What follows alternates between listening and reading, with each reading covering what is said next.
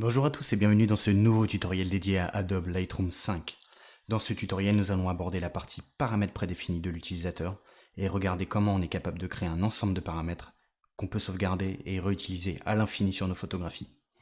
Je vous propose de développer cette partie sur les paramètres prédéfinis sur 4 photographies différentes que j'ai sélectionnées pour vous, qui sont ici. Et on va rentrer tout de suite dans le détail avec un premier effet qui sera un peu dans le style Robert Doisneau avec un noir et blanc un petit peu marqué au niveau du grain. On regarde tout de suite dans le détail comment on fait. Donc on va aller dans l'onglet réglages de base et on va attaquer la paramétrie. Donc ici on est à -5, -12, une exposition qui est un petit peu relevée, un contraste un petit peu marqué, les hautes lumières on n'y touche pas, les ombres on va les baisser un petit peu pour renforcer les tons moyens, on va augmenter les blancs et on va diminuer les noirs. Voilà, donc déjà on a un peu rééquilibré au niveau de cette photographie là l'histogramme. On va regarder ensuite dans les courbes de tonalité, on va aller chercher un contraste moyen. On enchaîne avec les effets. Donc c'est là où on va avoir la partie intéressante, on va faire ressortir notre valeur de grain. J'ai oublié une étape importante, évidemment, sur la partie clarté et saturation. On va aller chercher quelque chose d'un peu marqué. Donc 50 pour la clarté, et évidemment on va complètement désaturer la photo, et là on commence à avoir notre effet noir et blanc. Donc je vais aller fermer cette coche là, on va aller dans les effets, et donc là on va intégrer notre valeur de grain. Donc on va aller chercher un grain qui est quand même pas mal marqué, on va le descendre un peu quand même. Voilà, on va le mettre à 50, la taille on va la diminuer à 15, et la cassure aussi on va la réduire un petit peu. Et on est déjà pas mal là, on a déjà notre effet qui est intéressant et qui rappelle bien les photographies du célèbre photographe. Donc on va enregistrer cet effet là, on va utiliser le petit plus qui est dans les paramètres prédéfinis. Alors je ne l'ai pas rappelé mais il est évident qu'on est dans l'onglet développement de Lightroom. Donc on va aller dans le petit plus, on est bien dans le dossier paramètres prédéfinis de l'utilisateur, on a coché l'ensemble des paramètres, y compris les filtres. Et on va renommer cet effet par exemple noir et blanc, black and white, Robert Doisneau. Créer, et c'est parti. On voit que dans nos paramètres prédéfinis, on a bien notre black and white Robert Doisneau qu'on vient de créer à l'instant.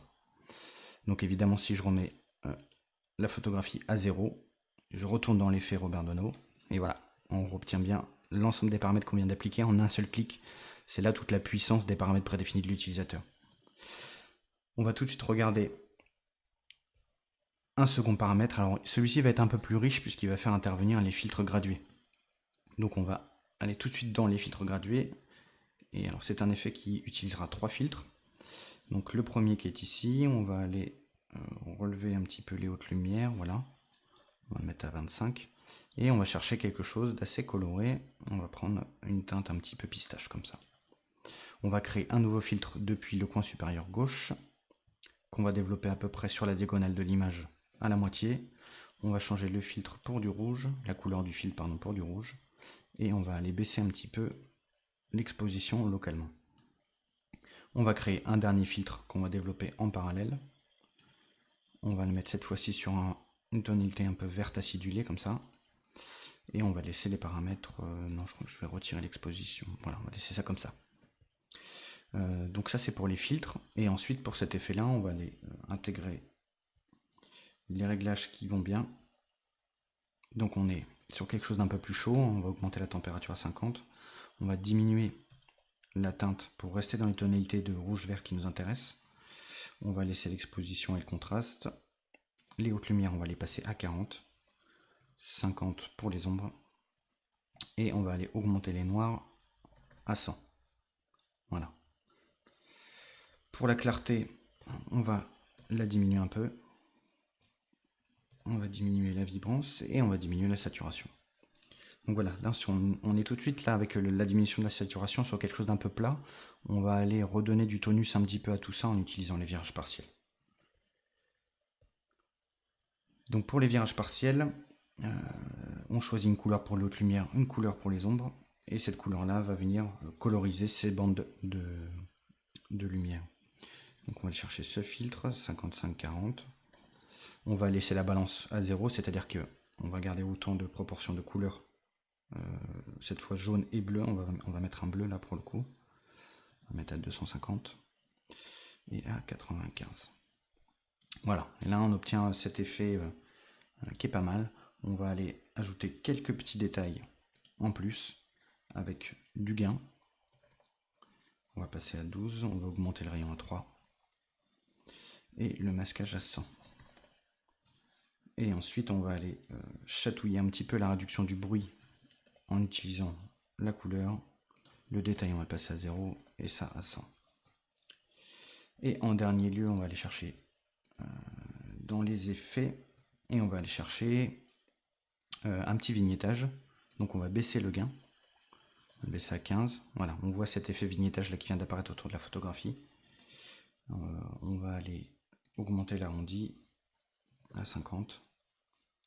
Les hautes lumières on va les passer à 100.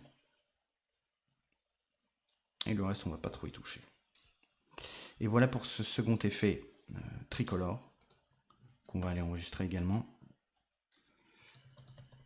Color gradué on va l'appeler.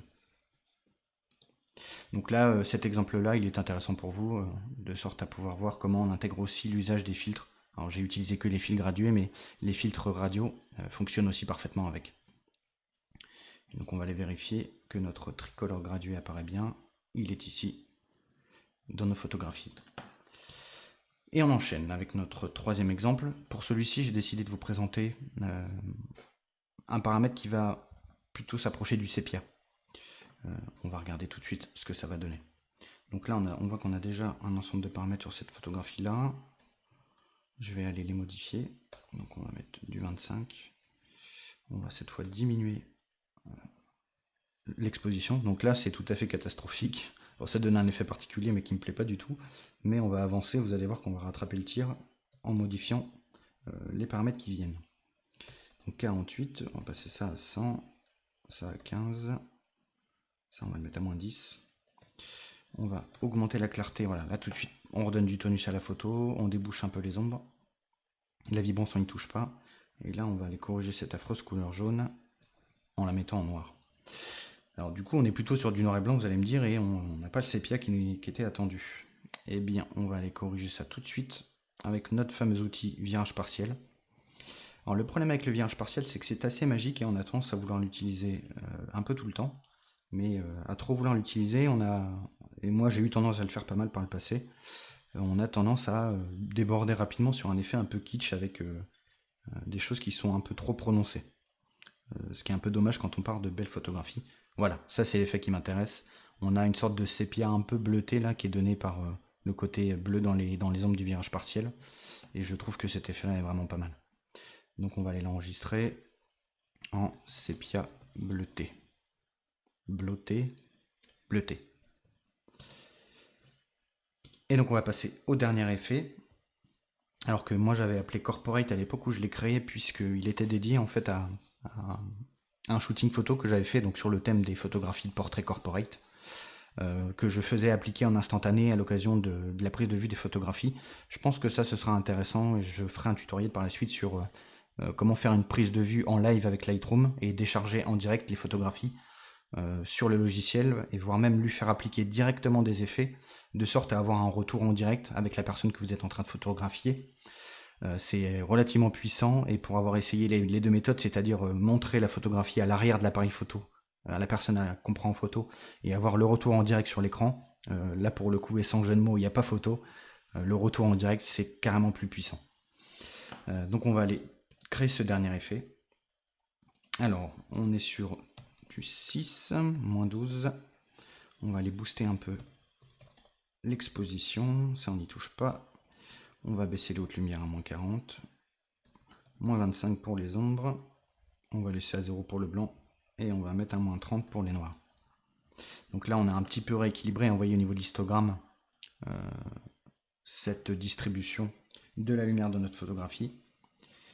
Donc on va juste augmenter un peu la vibrance. On va l'augmenter à 15, voilà, pour donner un petit peu de tonus à notre photo. Et puis il me semble que on va aller encore et toujours refaire un tour dans les virages partiels.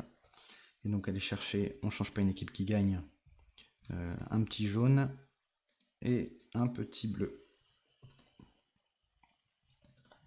Et voilà, et là on a un effet assez sympathique, un peu dans le style des photos Polaroid, un petit peu sursaturé en fonction des pellicules qu'on peut trouver. On va l'appeler comme ça d'ailleurs, Polaroid bleuté. Et voilà, et donc là on retrouve bien les 4 effets qu'on vient de créer sur nos 4 photographies. Donc on va refaire le tour. Un noir et blanc un peu à la sauce Robert Doisneau, une sorte de masquage bleuté qui rappelle certains clichés Polaroid, un ensemble tricolore qui repose sur l'utilisation des filtres gradués, et un sépia avec les tons moyens et les contrastes qui sont bien marqués, qui est un effet que moi j'aime beaucoup. Je crois qu'on a fait à peu près le tour là dans la pratique et l'usage des filtres et des paramètres prédéfinis de l'utilisateur.